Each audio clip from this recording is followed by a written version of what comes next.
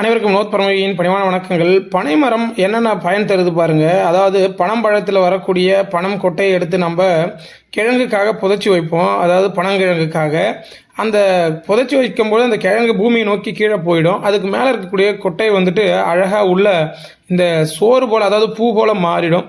அந்த கிழங்கை பிடிங்கிட்டோம் அப்படின்னாக்கா அந்த கொட்டைகளை கத்தியால் வெட்டி சிறு வயதில் நம்ம அப்பா அம்மா நமக்கு கொடுத்துருப்பாங்க மூதாதையர்கள். ஸோ அதே மாதிரி என்னுடைய குழந்தைகளுக்கு இதை பற்றியான விளக்கங்களையும் கொடுத்து என்னுடைய நண்பருடைய குழந்தைகளுக்கும் அதை கொடுத்தேன். அழகாக உணவாக உட்கொண்டாங்க. ரொம்ப மகிழ்ச்சி.